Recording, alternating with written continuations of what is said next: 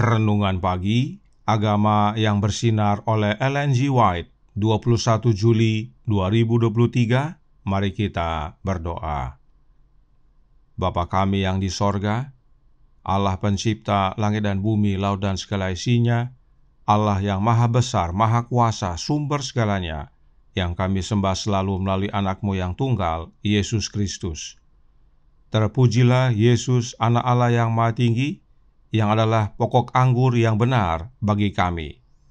Pada pagi hari ini kami bersyukur boleh bangun dan berbakti, dan sebagaimana membaca dan mendengarkan nasihat firman-Mu, kiranya ini menjadi pembaharuan bagi kami semua. Kami menjadi umat-umat yang berkenan kepadamu, ya Bapa. Beserta kami sepanjang perbaktian ini, kehendak-Mu yang jadi. Ampun kami akan dosa dan salah, karena kami berdoa hanya dalam nama anak Allah yang tunggal, Yesus Kristus, yang adalah Tuhan dan Juru Selamat kami. Amin. Renungan hari ini akan dibacakan oleh Saudari Carla Tikonowo. Kepada Saudari Carla, kami persilahkan. Selamat pagi saudaraku yang kekasih di dalam Tuhan kita Yesus Kristus. Bacaan renungan kita pada pagi ini berjudul, Mereka Memiliki Kebaikan Hati Allah. Ayat inti diambil dalam Mazmur 2 ayat 11. Demikian firman Tuhan. Beribadahlah kepada Tuhan dengan takut, dan ciumlah kakinya dengan gemetar. Apapun yang datang, jangan biarkan itu melemahkan keberanian moral Anda dan menyebabkan agama Anda merosot menjadi bentuk yang tidak berperasaan. Yesus yang pengasih siap memberkati dengan limpah, tetapi kita perlu memperoleh pengalaman dalam iman, dalam doa yang sungguh-sungguh, dan dalam sukacita dalam kasih Allah. Akankah ada di antara kita yang ditimbang dalam neraca dan didapati ringan? Kita harus menjaga diri kita sendiri, memperhatikan bisikan yang paling tidak suci dari alamiah kita. Jangan sampai kita menjadi pengkhianat terhadap tanggung jawab yang tinggi yang telah Allah berikan kepada kita sebagai agen manusianya. Dikutip dari Testimonies for the Church, volume 5, halaman 532. Penebus dunia tidak merancang agar warisan yang dibelinya harus hidup dan mati dalam dosa mereka. Lalu, mengapa begitu sedikit yang dijangkau dan diselamatkan? Itu karena begitu banyak dari mereka yang mengaku Kristen bekerja di jalur yang sama dengan orang yang murtad besar. Ribuan orang yang tidak mengenal Allah mungkin hari ini akan bersukacita dalam kasih-Nya jika mereka yang mengaku melayani Dia akan bekerja sebagaimana Kristus bekerja. Dikutip dari Testimonies for the Church, volume 6, halaman 273. Setiap orang Kristen yang hidup akan menjadi pekerja yang tidak mementingkan diri bagi Allah. Tuhan telah memberi kita pengetahuan tentang kehendak-Nya. agar kita dapat menjadi saluran terang bagi orang lain. Jika Kristus tinggal di dalam kita, kita tidak dapat berhenti bekerja untuk Dia. Tidaklah mungkin untuk mempertahankan kebaikan hati Allah dan menikmati berkat dari kasih Juru Selamat, namun tetap acuh tak acuh terhadap bahaya dari mereka yang binasa dalam dosa-dosa mereka. Dalam hal inilah Bapakku dipermuliakan, yaitu jika kamu berbuah banyak dan dengan demikian kamu adalah murid-muridku. Dikutip dari Testimonies for the Church, volume 5, halaman 238. Demikian bacaan renungan kita pagi ini. Tuhan Yesus memberkati. Terima kasih atas penata layanan Saudari Carla. Tuhan Yesus memberkati. Selamat pagi saudaraku dalam Tuhan. Paulus berkata dalam Efesus 4 ayat 3-6 yang berbunyi, "Dan berusahalah memelihara kesatuan roh oleh ikatan damai sejahtera, satu tubuh dan satu roh, sebagaimana kamu telah dipanggil kepada satu pengharapan yang terkandung dalam panggilanmu, satu Tuhan, satu iman, satu baptisan, satu Allah dan Bapa dari semua, Allah yang di atas semua dan oleh semua dan di dalam semua." Dan tentang ayat ini, Roh Nubuat berkata dalam Signs of the Times tanggal 18 Januari tahun 1883 paragraf 14 berbunyi, "Hanya ada satu tubuh dan satu roh, satu Tuhan, satu iman. Sebagai anggota tubuh Kristus, semua orang percaya digerakkan oleh roh yang sama dan harapan yang sama." Paulus dengan jelas menyatakan bahwa hanya ada satu roh, dan Roh Nubuat berkata semua orang yang percaya harus digerakkan oleh satu roh yang sama. Apakah yang dimaksudkan dengan satu roh?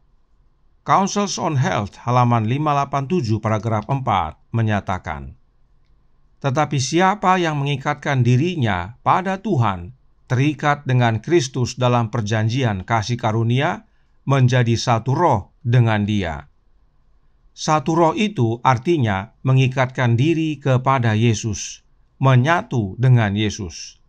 Dalam tulisan lainnya dikatakan, The Desire of Ages halaman 388 paragraf 1 berbunyi, "Kristus menjadi satu daging dengan kita, agar kita menjadi satu roh dengan Dia." Inilah pentingnya Yesus menjadi manusia, sebab kemanusiaan Kristus menjadi dasar utama untuk kita dapat menjadi satu roh dengan Yesus.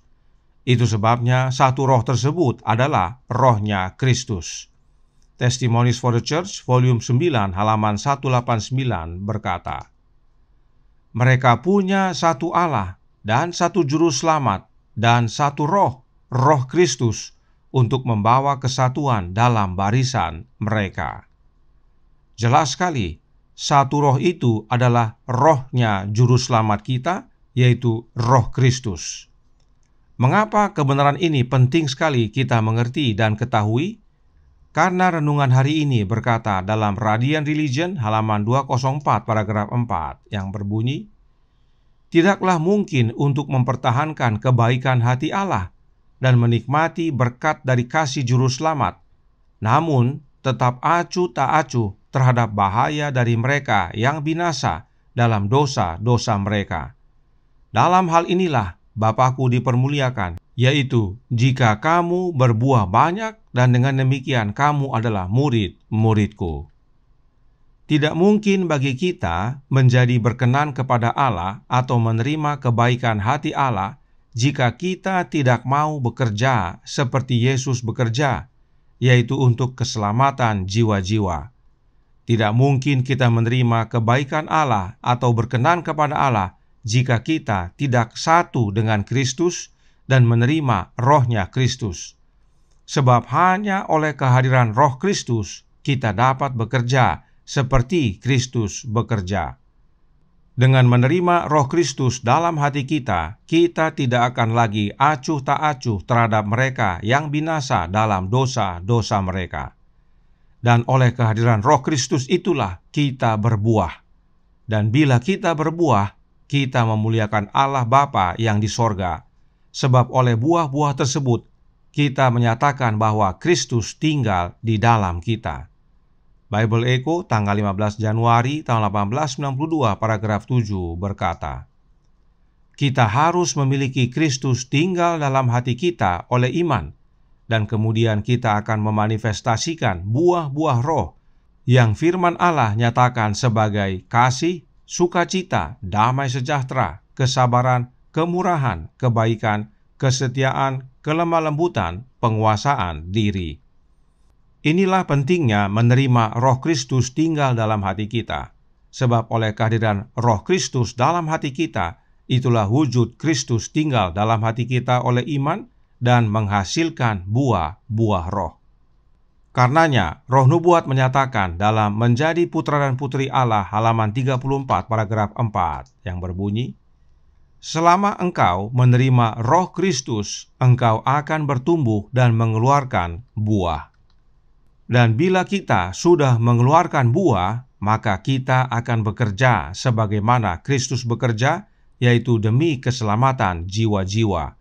Kita akan peduli kepada mereka yang akan binasa dalam dosa-dosa mereka dan mengarahkan mereka kepada Kristus. Karenanya renungan hari ini berkata dalam Radiant Religion halaman 204 paragraf 4. Jika Kristus tinggal dalam hati kita, yaitu oleh kehadiran Roh-Nya, kita tidak dapat berhenti bekerja untuk Dia. Inilah dasar kebaikan hati Allah kepada kita. Inilah kebenaran yang melayakkan kita berkenan kepada Allah. Kiranya ini menjadi sukacita dan pembaharuan bagi kita semua. Tuhan memberkati, saya bawa dalam nama Yesus. Amin. Mari kita berdoa. Bapa kami yang di sorga, Allah pencipta langit dan bumi, laut dan segala isinya, Allah yang maha besar, maha kuasa, sumber segalanya, yang kami sembah selalu melalui anak-Mu yang tunggal, Yesus Kristus. Terima kasih atas nasihat yang menguatkan pada pagi hari ini, agar kami berkenan kepada Allah, agar kami menerima kebaikan hati Allah, dan itu bukan hasil usaha kami, bukan karena jasa-jasa kami, tetapi karena kami mau menerima Kristus tinggal dalam hati kami, yaitu oleh kehadiran Roh-Nya, maka kami berbuah. Dan kami dapat bekerja sebagaimana Kristus bekerja demi keselamatan jiwa-jiwa. Inilah yang berkenan kepada Engkau, ya Bapa. Karenanya tolong kami, ya Bapa. Curahkan Roh anak-Mu dalam hati ini. Tinggallah dalam kami, ya Yesus, agar kami dapat berseru, ya Aba, ya Bapa. Dan pada akhirnya saat Engkau datang kedua kali, kami semua layak diselamatkan, berkumpul bersama Bapa dan Anak-Nya serta para malaikat. Beserta kami sepanjang hari ini kehendak-Mu yang jadi, ampun kami akan dosa dan salah, karena kami berdoa hanya dalam nama Anak Allah yang tunggal, Yesus Kristus, yang adalah Tuhan dan Juru Selamat kami. Amin.